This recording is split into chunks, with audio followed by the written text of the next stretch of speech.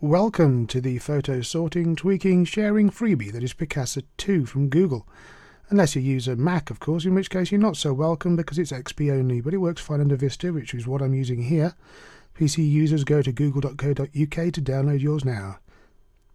On first installation, Picasa suggests something that's actually pretty dumb. Completely scan my computer for pictures. Well, if you do that, you'll get every splash screen and in-program graphic and probably the contents of your web browser and any video that's on the system, which will take an age to sift through in Picasa. So we've put some pictures into the Pictures folder of Vista, and now we click on Continue to continue.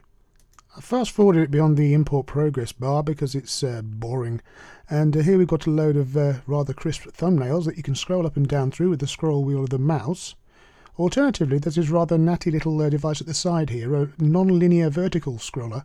The further you move it away from the centre détente, the faster everything scrolls. You'll see that folder names retain their names in Picasa, along with the date on which the images are actually shot. And I think here we've got some images that were taken in Japan in June 2002 on a Fujifilm S2 Pro. If you find that the thumbnails are too big, then use the little scroller down here, push it to the left and they get smaller. Alternatively, you can shove it to the right to make them big, which is useful if you're trying to spot shots that are actually out of focus. As you can see, Picasa updates thumbnails very rapidly and they're all nice and crisp, so that's to its credit. Now we have a series of images that are on their sides, because the camera is on its side.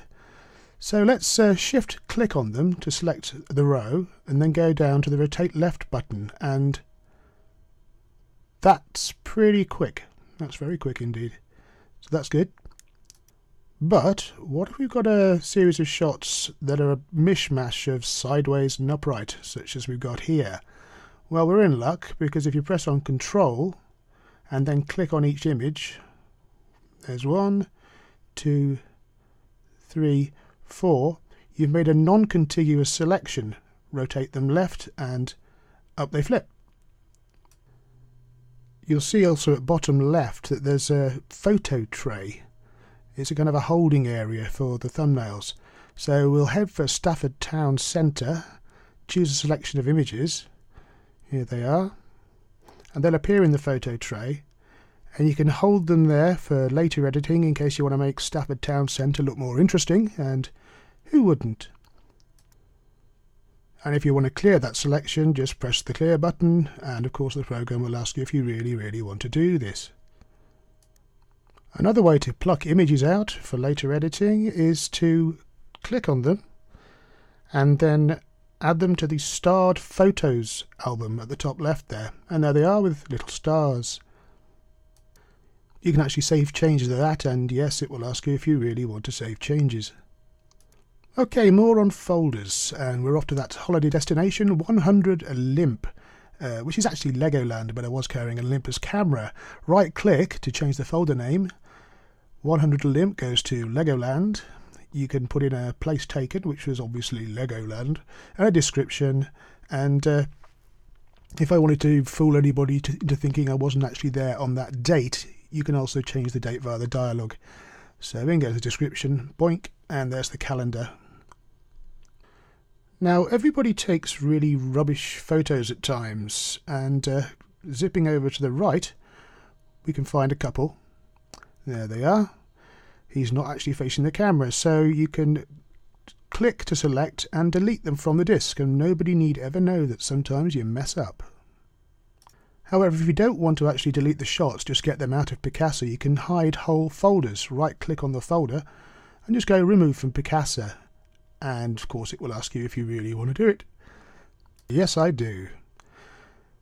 With a sequence of shots, some of a city centre and some of a really great nuclear reactor, which are a bit out of context, so these could do with going into their own folder. So you can split the folder, right clicking and scrolling to the entry, put in a new folder name, can even change the date.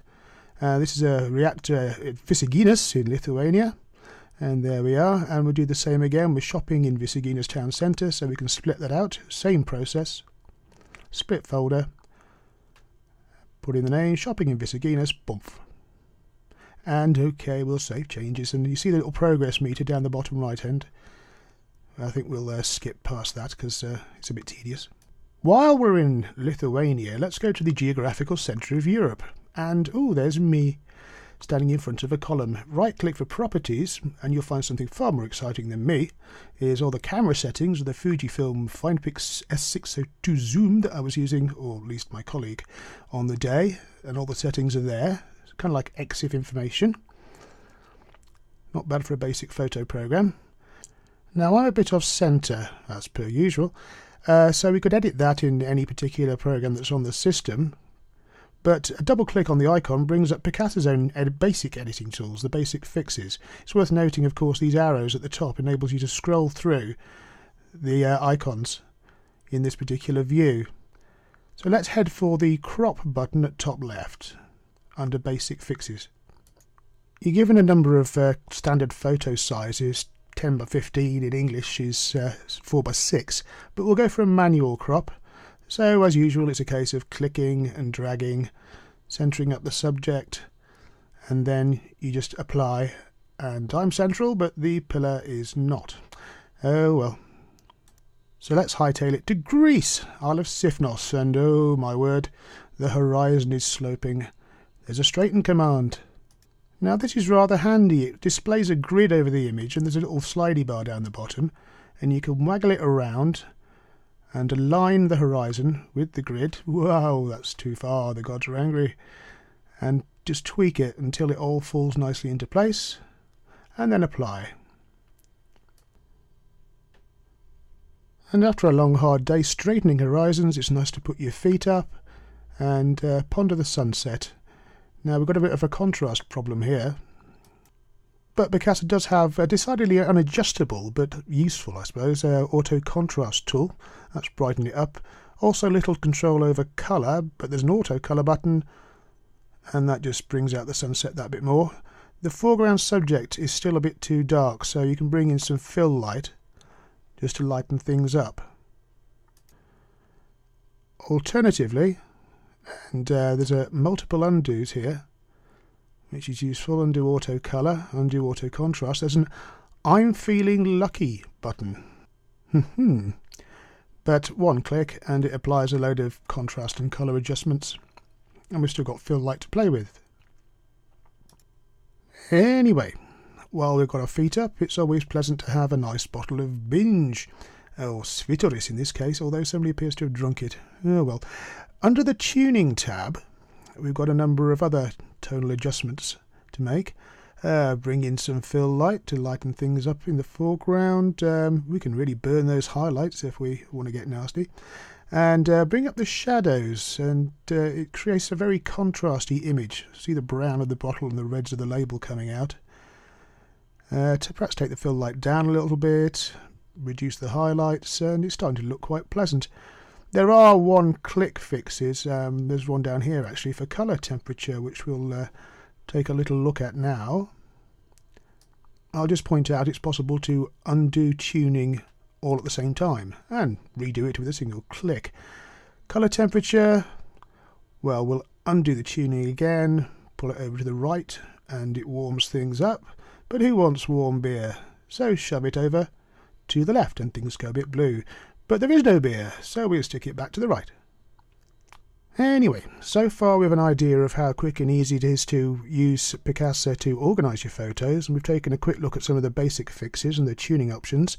In part 2, we'll look at effects, some of the special effects available, and how to share your photos with other people.